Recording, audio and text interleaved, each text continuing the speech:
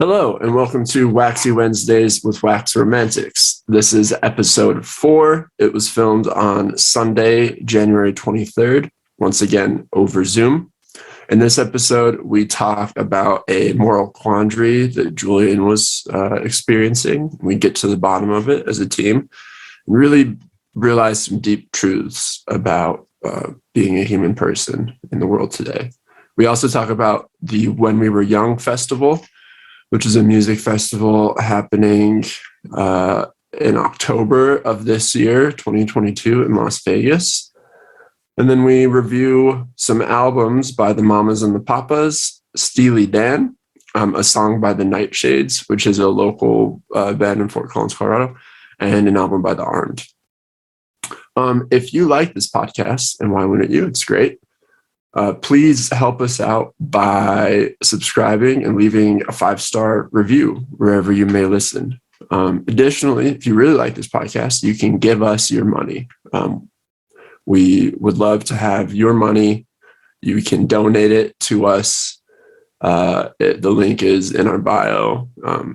No pressure or anything. It would help out, whatever. Anyways, that's enough for me. I feel weird for bringing up money. You don't have to donate, obviously, but we do this for free. Put it out for free. You're enjoying the content. Obviously, you're listening to it right now. But no, don't give us your money. It's okay. It's okay. Anyways, let's go to the episode. I hope you enjoy it. See you on the other side. Bye.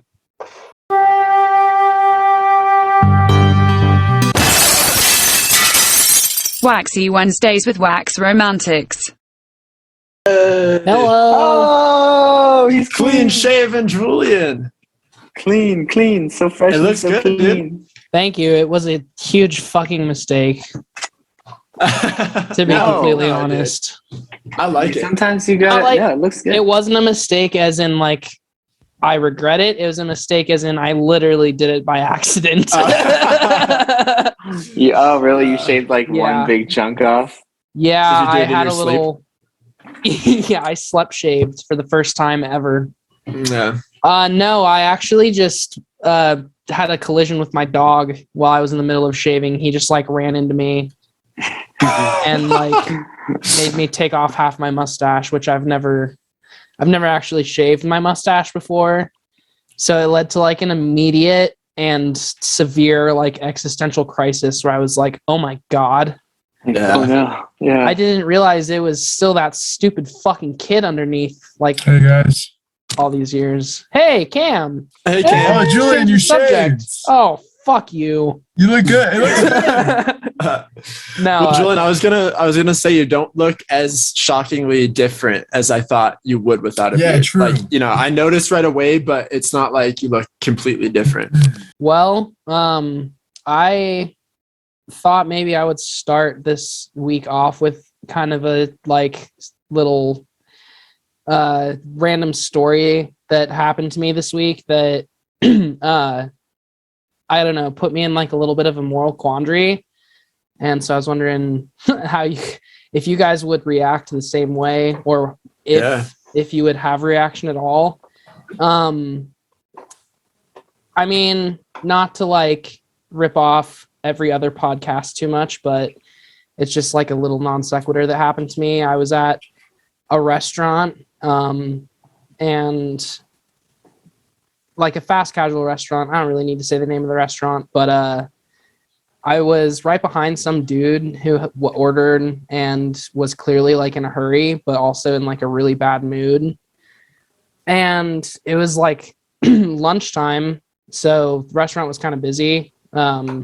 Right by where I work, everyone's always going in and out. So after 5 minutes of waiting, which is a pretty normal amount of time to wait for food, he started freaking out and demanding his food or an answer as to what was taking so long.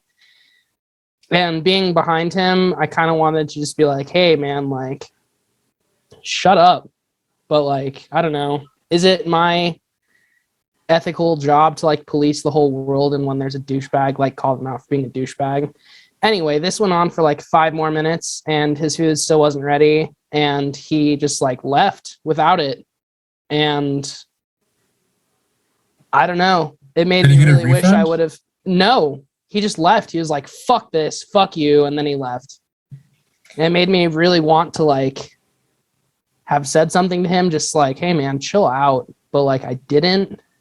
Yeah, because he would have been like super aggro about it regardless. Yeah. It just felt like fighting fire with fire is not necessarily the answer, but also, I don't know, man. Like I work in service and I have to bite my tongue all day, every day when people are like that. So being on the other side of the counter, I just want to be like, hey man, you have no idea what these people have to go through. Like, and like, they're not even like making you wait that long for your food. You just expect everything to be delivered to you on a silver platter, like instantly. I don't know. But at the same time, I'm like too scared to ever actually say any of that out loud. So I feel like there's just always going to be those people who just are douchebags for no reason. Like, I don't know. I think you did the right thing.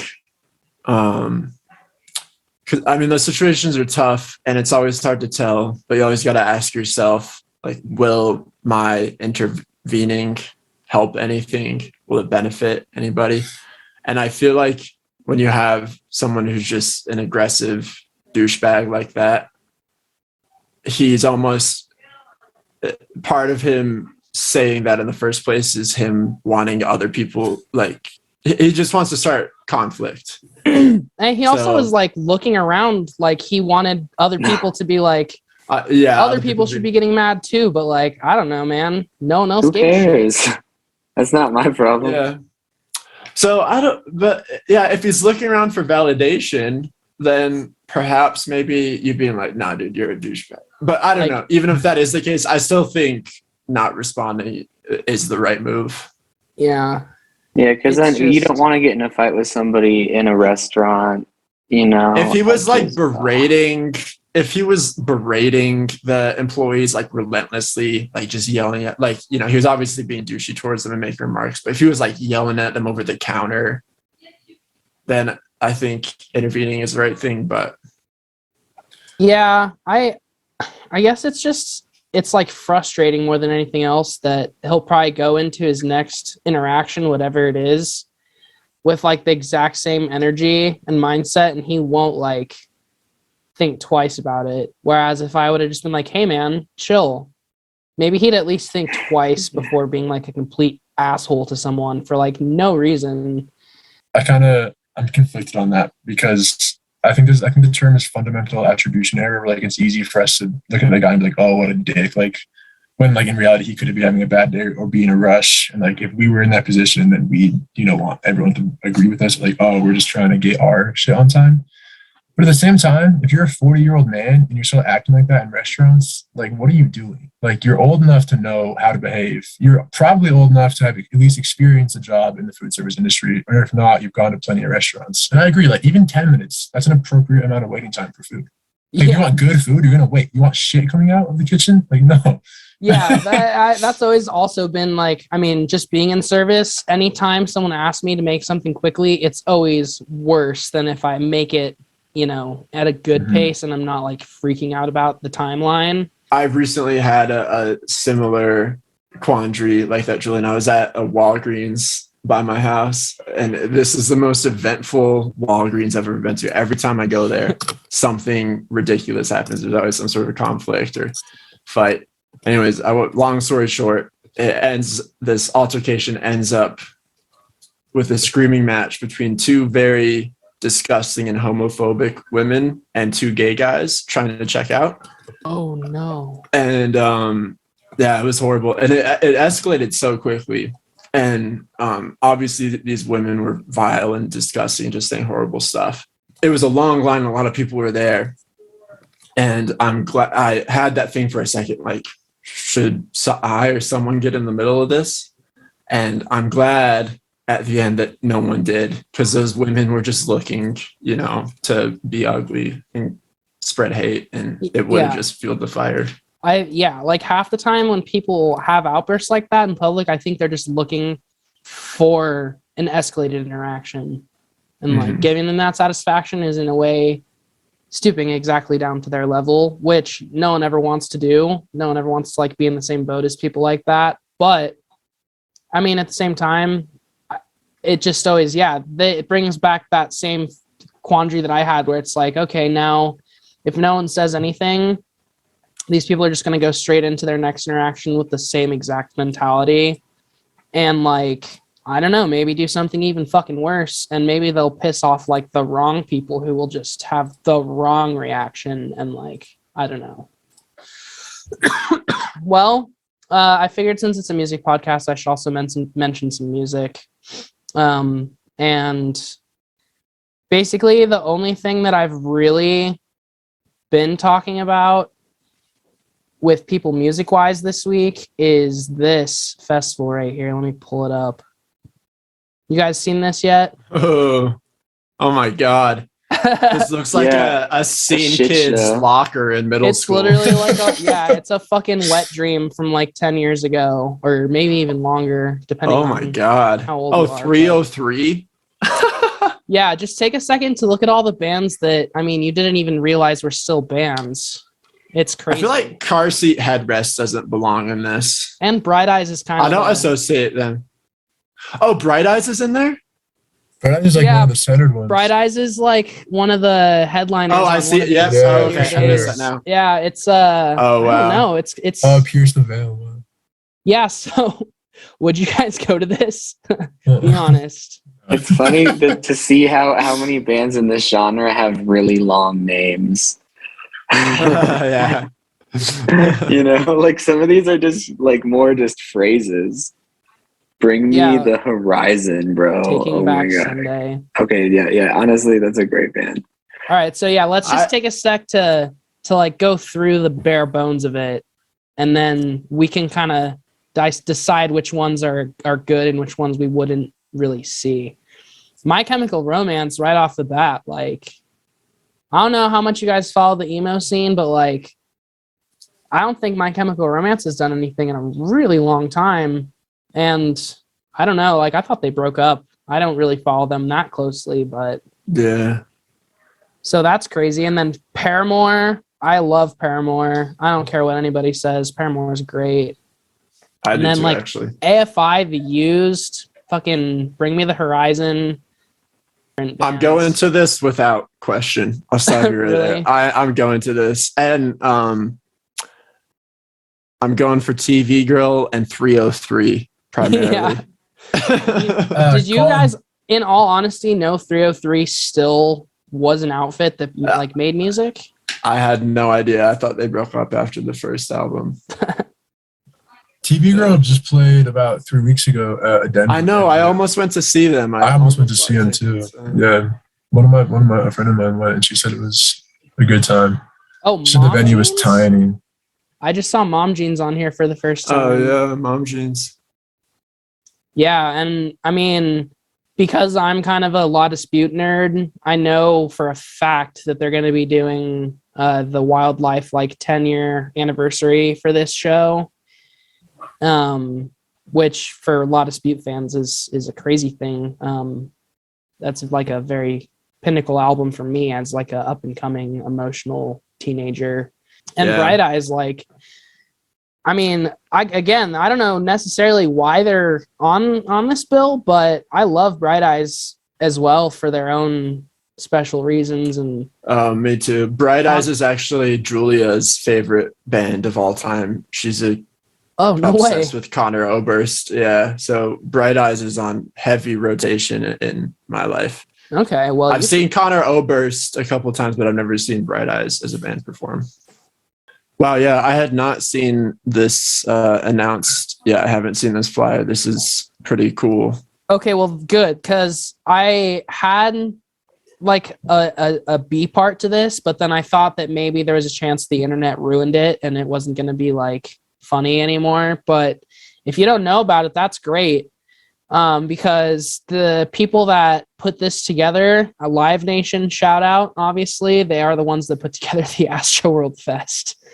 Really? No. Oh, So I kind of wanted to tangent into that by just saying like all of these post-hardcore and emo bands sharing like 3 stages over like 4 days does not maybe seem like it will end well. I just hope that Live Nation was paying more attention when they put this together. So they go from probably have Astro World, where there were 13 deaths or 9 deaths, something like that, and then they say let's for our next venue, let's bring in a hardcore pop emo bands where moshing and aggressiveness is just a collective theme of these bands. It's a very interesting choice on Live Nation's. And it's going to Live be at Nation's some part. festival grounds, which is like pretty much exactly what Astro World was. And not only some festival grounds, Las Vegas festival grounds. And God be knows nothing wild. bad has ever happened at Las Vegas festivals. Yeah.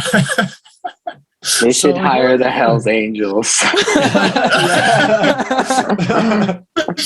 for security. I feel like maybe before a festival like this, not to be a huge like douche, but I feel like a festival like this before would maybe not sell out fully. But now I feel like there's no question that it's going to be like an instant ticket grabbing event. And also people are speculating about how good it's going to be on the internet way more because they haven't been to a festival like this in such a long time. But yeah, anyway, that's pretty much it for the When We Were Young festival. It did kind of lead me into one more interesting, or not maybe interesting, but just thing that I was thinking about, which is there's some bands who are just going on with full tours like right now or soon this year. There's some bands who have been like rescheduling and postponing tours for like a couple years and continue to do so. And I just wonder, like, at what point do some bands just say like, fuck it, we're going to go on tour again? Because it kind of seems like that's really the defining factor these days, is just bands' willingness to put themselves at risk to go on tour. I know you guys don't know either, but if you were in that position, I mean, what would be the driving force? Is it, do you err on the side of caution still, or? I don't know, Julian. I went to Isaiah Rashad back in early September for my birthday. Me and a bunch of buddies went, and we were a little bit worried about the Isaiah thing. The venue was small, so we were like, "Fuck it," and we all made it back fine. But actually, the illness wasn't what ended up being the worrisome, because I got in like a small fight at the Isaiah Rashad concert that night because I was off to the side. I'm a tall individual, and I don't want to cramp anyone else's night or ruin their night because I'm blocking the show. So I was off. What? We were just talking about this today at my work. Just the fact that no matter what show you go to, there's always a tall douchebag standing in like the second row. Sorry, you can keep going now. I was the tall douchebag. But I'm gonna jump in. That's so unfair, because tall people have the right to enjoy shows too. Yeah, you're right. Just do it from further back. No, I like being in front row as much as anybody else. I get the right to. But Colin, you have to admit, brother, there's tall and then there's us. And we take up sunlight, dude. I agree. We're entitled. We paid the same price. And I'm going to enjoy the ticket. I don't care. And I didn't care. This is a test. My story is actually a testament to me, not like to me agreeing with you, Colin, that we paid. But I do agree. Like, I'm kind of 50-50 with Julian too, because, you know, like people, like if you're going to be up front, a little off to the side, it's okay. That's what I was doing. I'm conscious of it, but yeah. Yeah, no, I think exactly. I'll redact my statement slightly.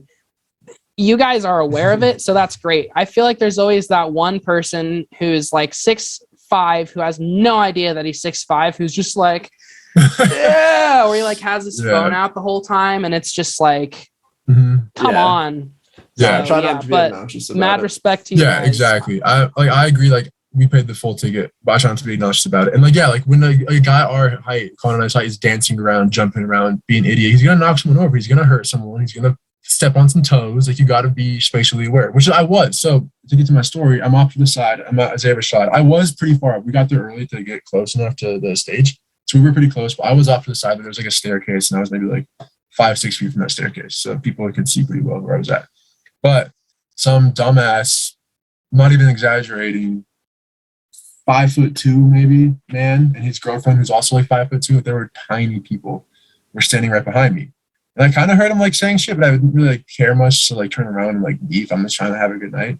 And then my buddy Aaron, who was all drunk and rowdy, and he's like not like he just was just goofing around, and it's a his Aeroside concert. He starts kind of like pushing around, moshing a little bit, and I tried to get out because like I'm not gonna step on. I don't want to do that. But I got pushed and I got thrown around, and I got pushed into this guy's girlfriend.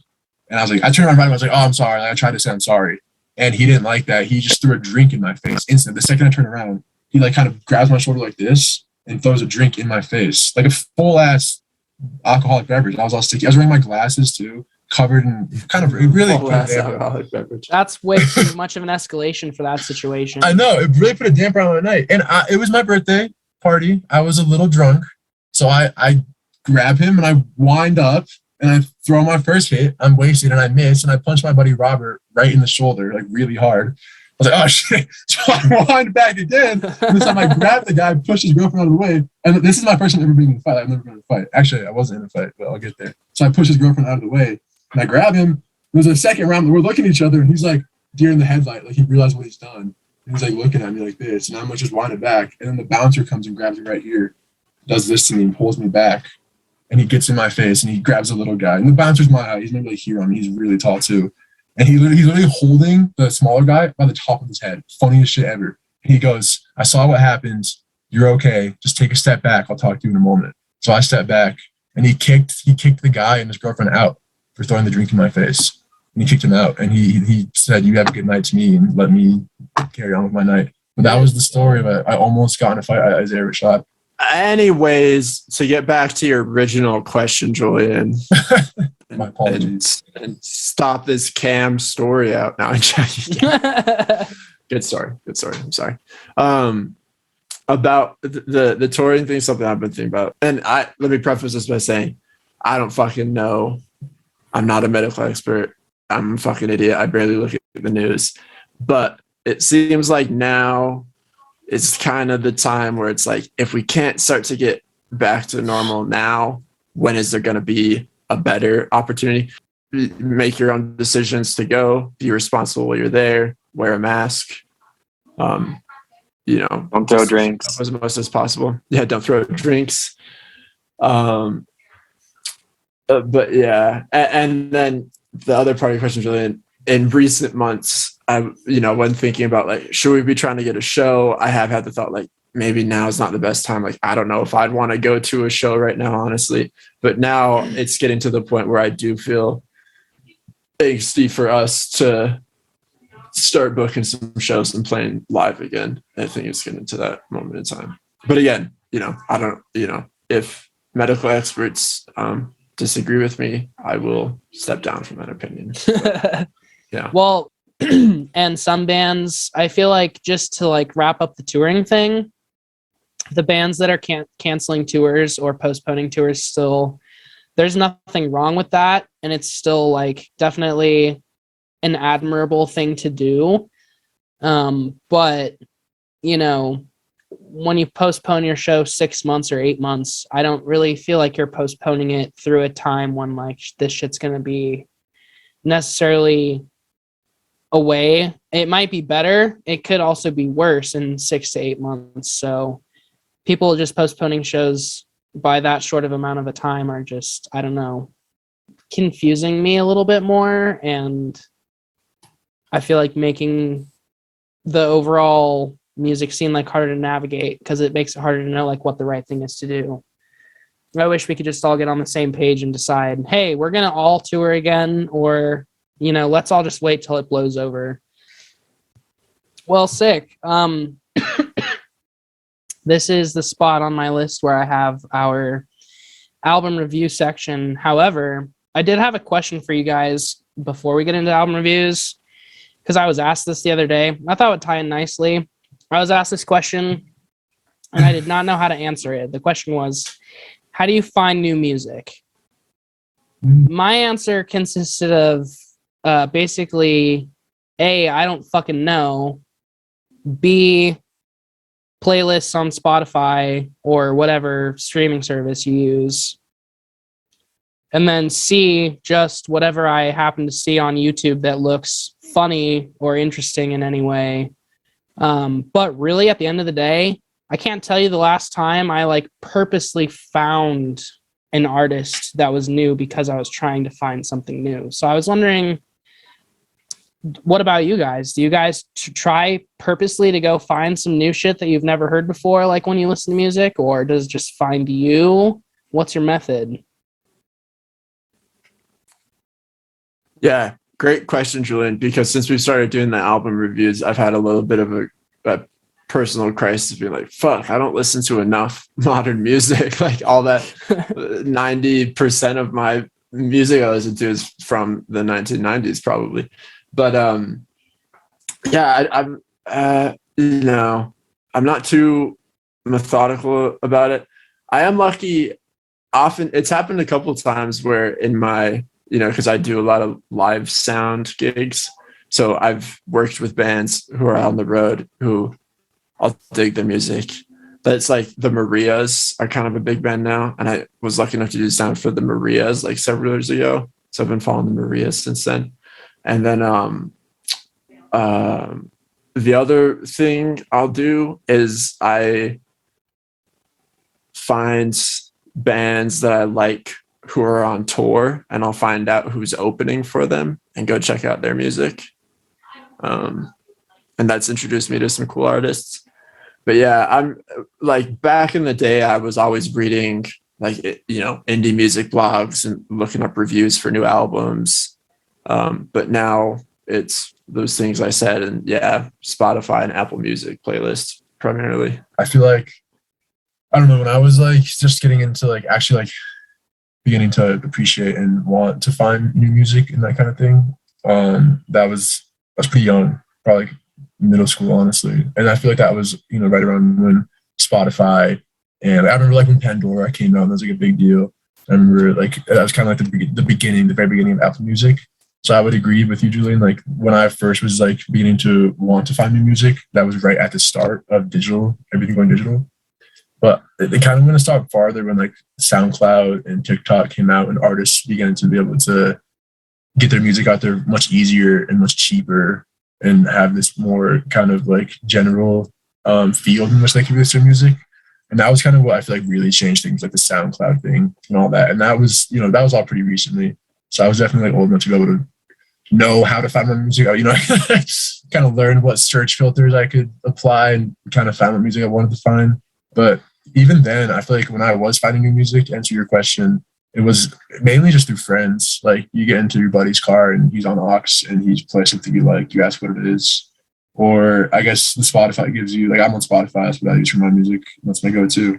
And it gives you like the recommended artists, like you make a playlist. And then beneath that playlist, there's about 5 tracks, usually about 5 tracks recommended. You can refresh those. So I'd say just the combination of like that. It's very simple, those two ingredients to find new music. But I've found hundreds, if not thousands, of new artists and new songs just through those two things. And I can thank Papa Wax, my brother up here. He's always been a big musical inspiration throughout my whole life. I guess the recent shit, like this summer, I was really introduced to like a lot of like pop funk, like Dua Lipa and shit like that. Because like since I've been doing a lot of that sync music writing, like I have to basically like they show you a song and they're like, we need something like this. So you have to figure out like that style. And a lot of times the song is like a real popular song. So I've been like fortunate to get introduced to like a bunch of random shit. And a lot of it's really poppy, but a lot of it is really fucking cool. This one tune that I got introduced to, it's like Cheetah Print or something. Cheetah Print, or I'll have to look it up and send it to you guys later, but it's just like it was used in so many sync placements, and because it's like the perfect song for a commercial, but it's just a good song in general. So yeah, anyways, I think it's kind of just dependent on, I think, and then also what Colin mentioned too, like iTunes, Spotify playlists that you can just toss on and forget about everything and then just listen to a bunch of random shit, like the weekly every Friday, like a new update comes out. And yeah, so I've just been doing that. But yeah, I like the question though. Thank you, Julian. Yeah, and actually, it's kind of nice. You guys all pretty much had the same thoughts that I had about it, which is using, you know, the tools that we have now, Spotify and all that jazz, but also getting music from homies is a big thing. I think I can say probably with confidence that like every band that I truly love now was a band that someone just showed me and was like, you would dig this, be it like a parent or a friend. So yeah, I feel like sharing music is ultimately the thing that is the number one great communicator of spreading the arts. And so, hey, perfect segue into our album reviews. Let's fucking share some music with each other. All right. Well, I'm not gonna lie, boys. Last week I didn't come prepared. My review was quite dog water, if I'm to be honest. This time, good to go. So I'm actually kind of embarrassed though, because the band the Mamas and Papas, they've been under my radar, and just this week since last podcast I've listened to a bunch of them, so I figured it'd be good to cover their first album. So Mamas and Papas, I'm sure you guys know a lot about them, more than I had, but I did my research. So the album I'm reviewing is If You Can Believe Your Eyes and Ears. It was the Mamas and Papas' first album, 1966. Definitely, in my opinion, and I think in the opinion of most listeners, their best. And honestly, what most review as their last, because they were only officially together from 66 to 69 before shit went off the wall with their band, unfortunately. 69. Thanks for that, Colin. I thought that'd be more of a Keaton segue.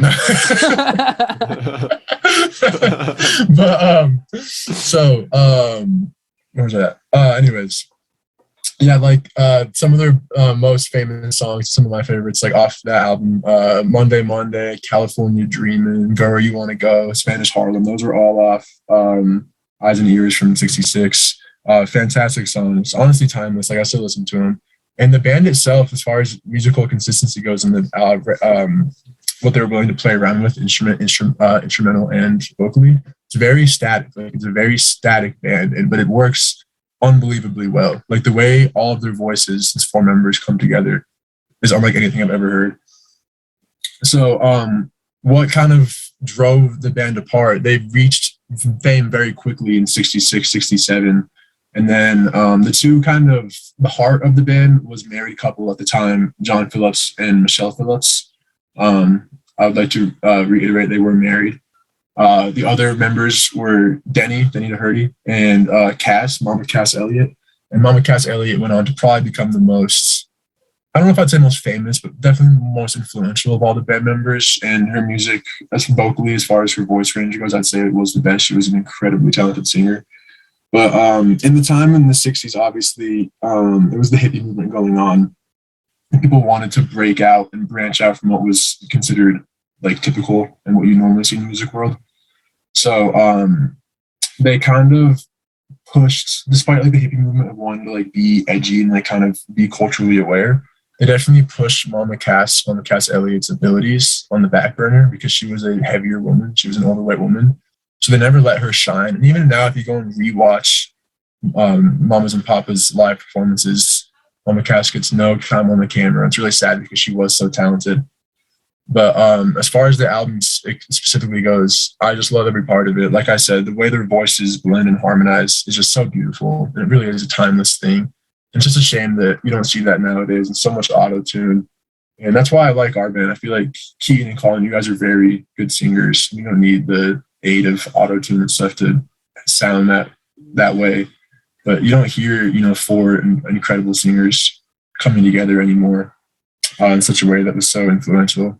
But what really the sad part about their history, their biography was, I don't know how to put this delicately. Michelle Phillips, John Phillips' wife, had multiple affairs. One was with Denny, the other lead singer of the band. She described her love as free love, and that a woman of her stature, of her I think it was I don't know, obviously I don't know what was going on, But I assume, she's just that free love thing, the hippie movement. It was almost a way for her to experience and experiment sexually.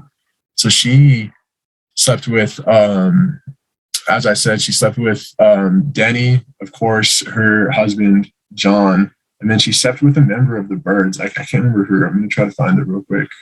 She was having an affair with the Birds also. Not Bird, yeah, B-Y-R-D-S. It was Gene Clark of the Birds. And that's all we know. But Michelle Phillips, unfortunately, really was the driving factor about this band splitting up. And it was a bummer that they couldn't make any more amazing albums after Eyes and Ears. Out of 10 Waxys, I'd give the album. I'm going to add in the element that band could have been so much more than it was. And ironically, 2 years after that, it could have been 4 or 5, actually. I don't want to say incorrectly. Don't quote me on this, but I don't know what year she died. But Mama Cass passed away very soon after that because she choked on a ham sandwich. Just like, come on now. She was on drugs at the time too, but it was the ham sandwich that killed her, not the drugs.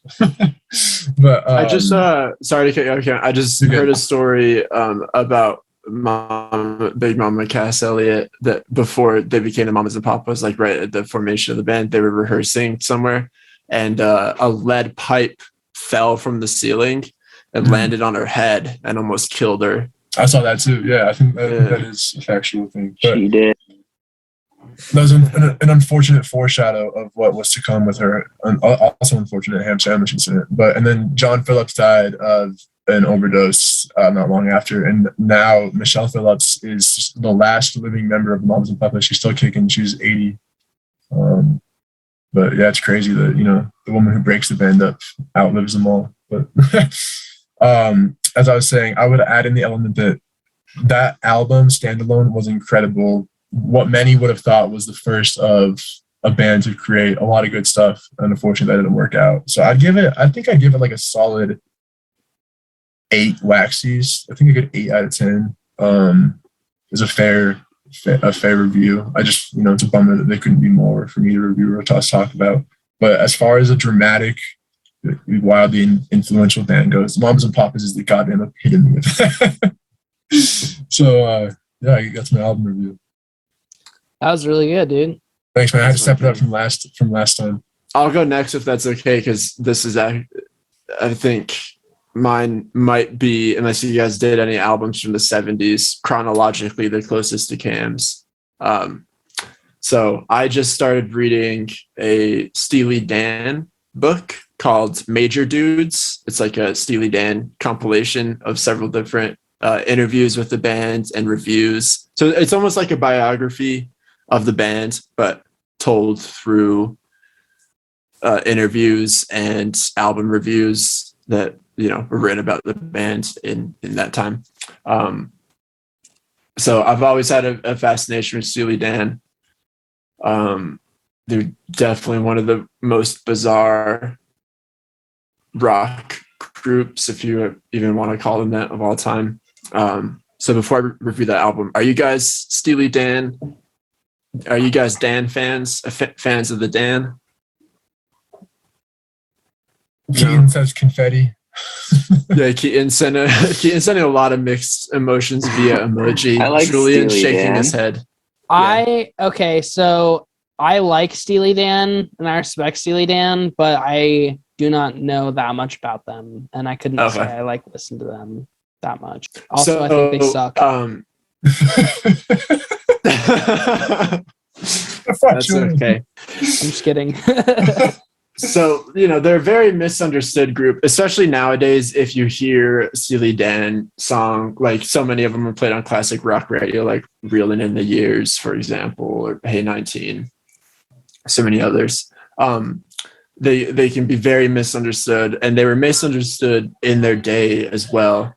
We refer to them as a band, but really it wasn't. They were never really a band. It was more of a project of the two main writers, Donald Fagan and Walter Becker.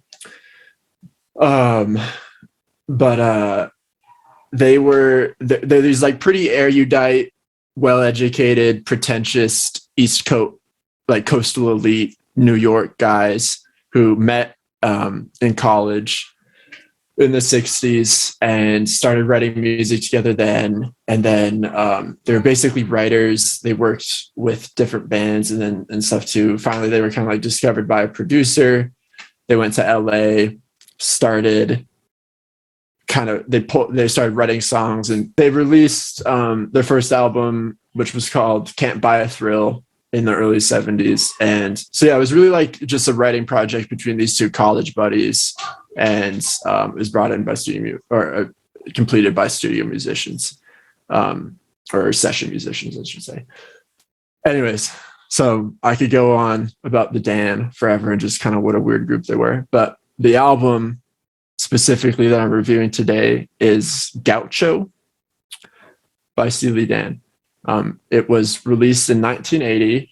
It was the band's 7th studio album, and the last album they recorded together before taking a 20-year hiatus. So, through I think it is their 7th. So, through the 70s, they recorded 6 albums. This album was recorded over 2 years, pretty much, and finally released in 1980, in November of 1980. And it is without a doubt my favorite Steely Dan album. I have kind of a funny historical or a personal attachment to the record, because in the summer of 2016, I was driving my dad's car, and for whatever reason, the only thing I could listen to in the car was the CD player. And the only CD I had that entire summer in the car was Gaucho by Steely Dan. So literally from like April of 2016 through September of 2016, I listened to Gaucho every single day, usually like twice a day all the way through. So I maybe know this album better than any other album in the history of the earth. And even with that, I still, it's a near perfect album for me. Let me get the track list here real quick, you guys. Yeah, it's 7 songs, so pretty concise album. I'll read the track list real quick. Babylon Sisters, classic. Hey 19, classic. Glamour Profession, classic. Gaucho didn't get the airplay as the first 3 songs, but classic. Time Out of Mind, probably objectively best Steely Dan song ever written. 6th song, My Rival, classic. 7th song, Third World Man. Not my favorite song, but still fits in with the album very well. But anyways, so like I said, it took them 2 years to record this. And they were like plagued again. Like I said, my first review was that Suede album. Similar thing here, where they were just plagued by so many personal, and then personal issues, and then issues like within the band, with relationships in the band. There were like tons of studio musicians or session musicians were brought in and then fired. Walter Becker became like a dope fiend during this time. And, he's like kind of the most a super nerdy, like erudite guy who no one would ever suspect to develop like a crippling heroin addiction. He was hit by a car at some point during the recording of the album.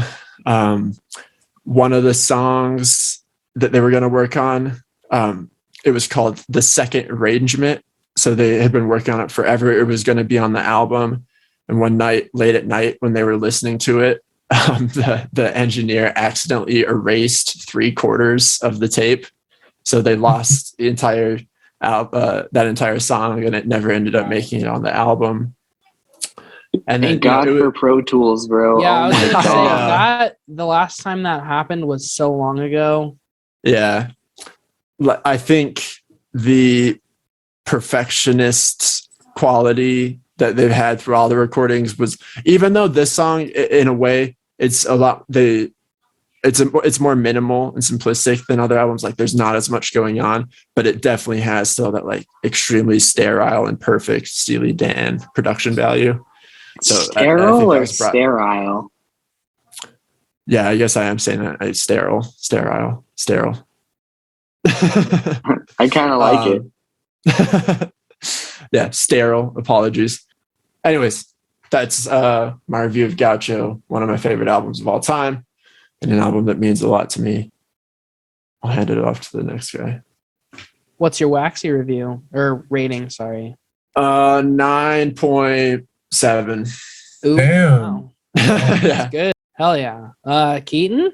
Thought I would highlight somebody locally that I met through working at the music district or like doing some shit there. And his name's Mike Davis. And I mentioned one of his albums, I think, before. But so that was from Chess at Breakfast. This is something he mixed. That's a band out of Fort Collins called the Nightshades. And he's doing a whole album for him. So I thought I'd highlight one song because I don't think the whole album's out. But anyways, yeah, it's New Reason is one of my favorite songs. And yeah, so I just thought it'd be cool to talk about like more local people once in a while and highlight people that are a little bit more up and coming. So yeah, the mix is incredible. It's kind of like a little bit more reserved, and there's a lot of kind of arguments as to where or how loud you should make a song, and it's kind of refreshing to hear an engineer like kind of completely ignore that and just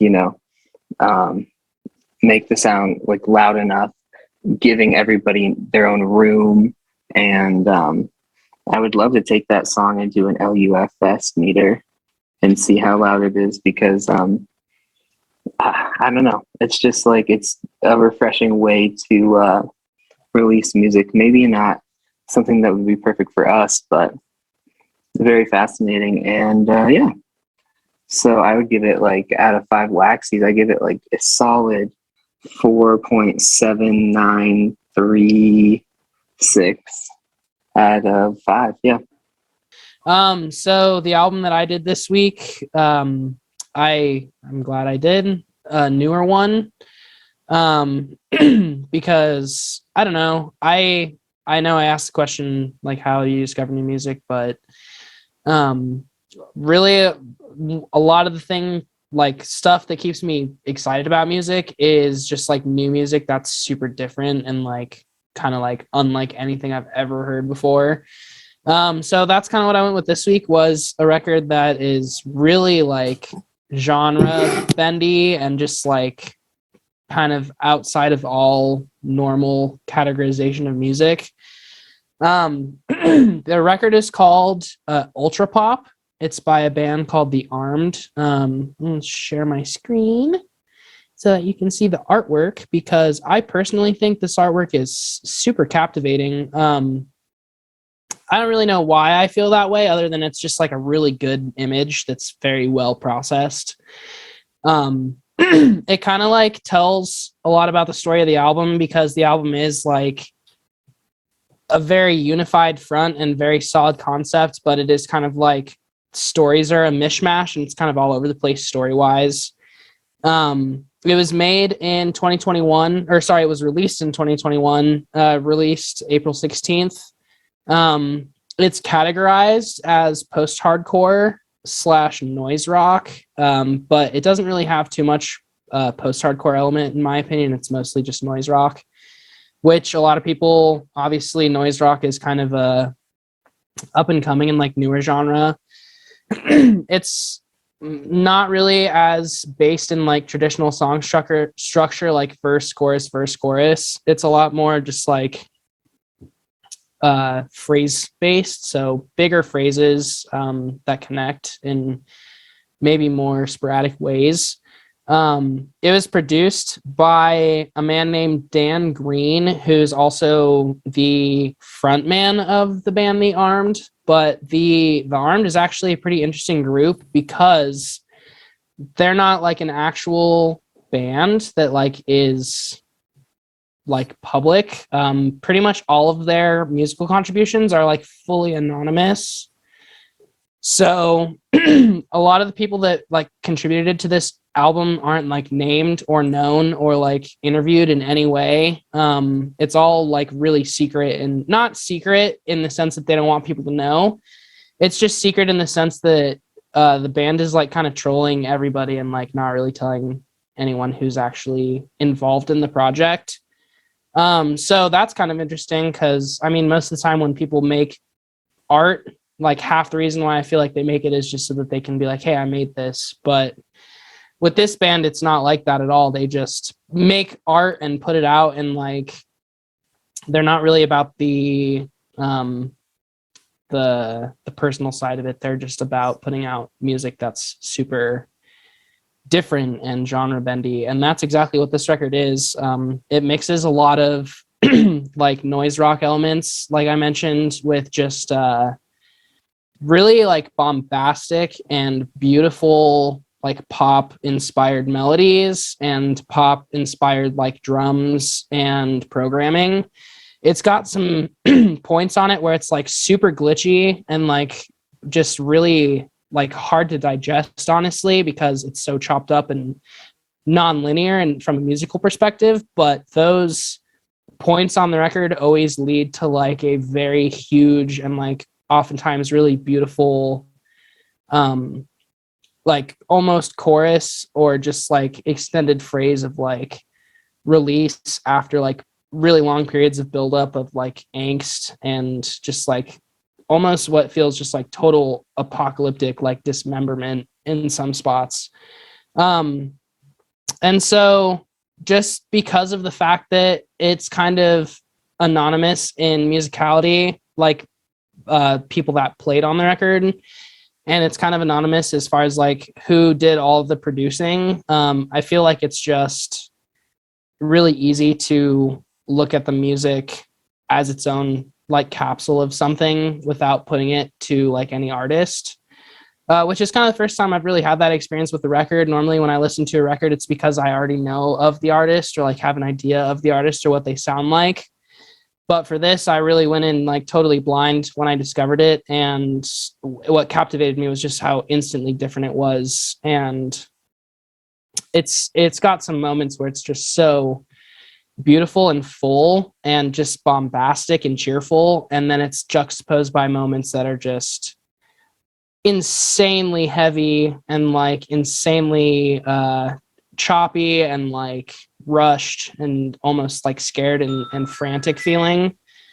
So yeah, and another word that I had for it was just euphoric. There's a lot of moments on it that are just really like truly like happy and full and euphoric as fuck. So kind of what it boils down to is just like very hard shell noise rock record that has a lot of underlying really beautiful and like pop rock inspired moments throughout.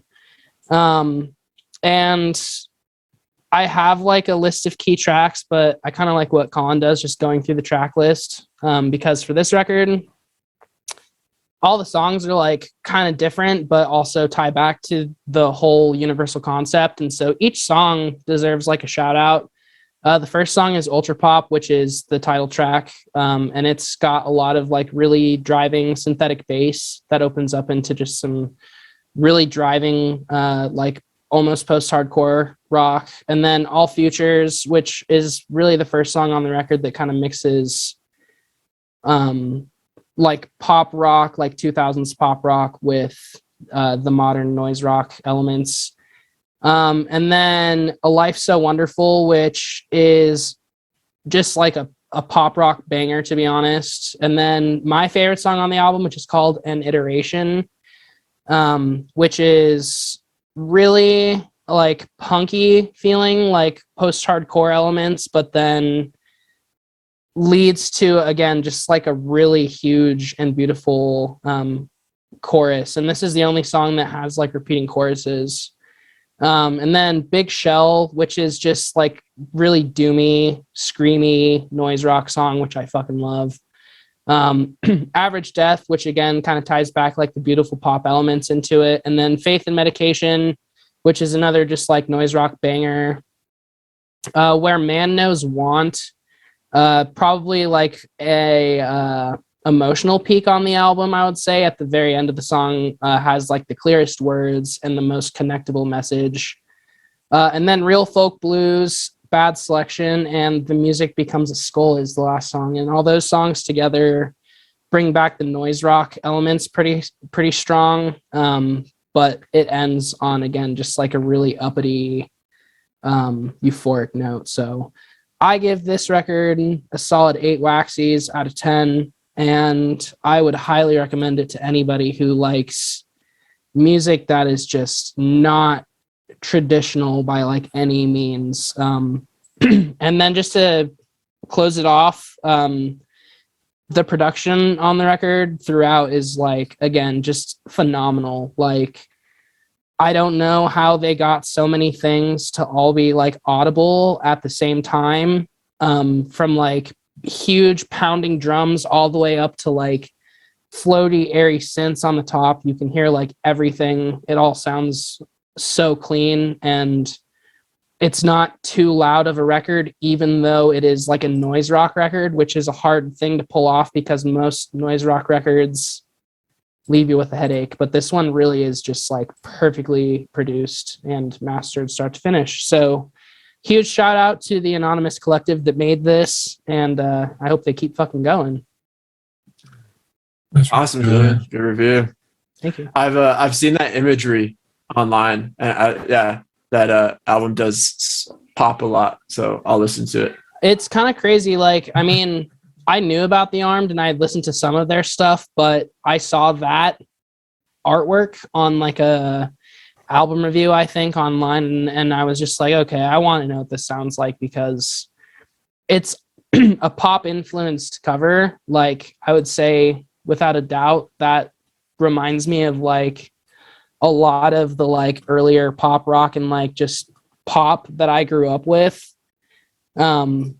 But it just had like some kind of weird edge to it where it was just like different from that major pop feel in some way. Anyway, I'm rambling now, so we can wrap her up. I've been loving the album reviews. They've been fantastic. And now that we've done 4 sods, and you know, each time I kind of just picked whatever we wanted to, I was thinking it might be cool to start to narrow them, so we're like each week we can kind of pick a theme for the album review. So like either by decade or genre, or even like maybe some weeks we can all review a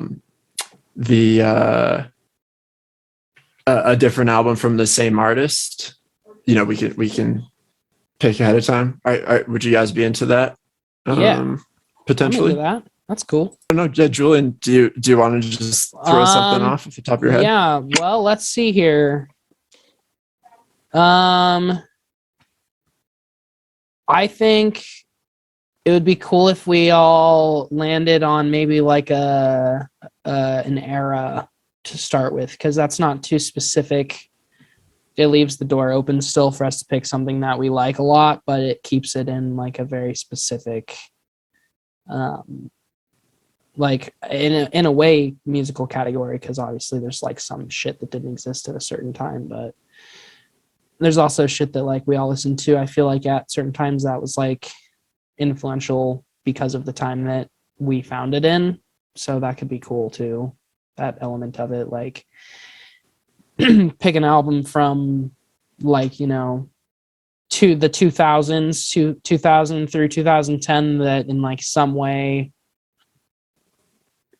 put some fucking hair on your peaches, turned you into who you are, made you a man. For next week's sode, come prepared with a review for an album released anytime between 2000 and 2009. Should we say that? Yeah. Okay. Hell yeah. Let's do 2010. Sorry. Just like make it even.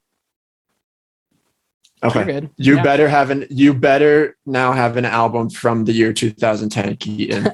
I won't. There is no fucking way. But yeah, I could think of. I mean, I feel like we could all think of a couple. Thank you guys. It was fun. Yeah. Thank you, Julian. Good episode, guys. Yeah, Julian, good lead, dude. Thank you. That was a good time. Have a good night, boys. Good luck with classes this week, Keats. Yes, good. You too, man. Thank you. All right, guys. See you later. See you soon. Peace. Bye, guys. Bye.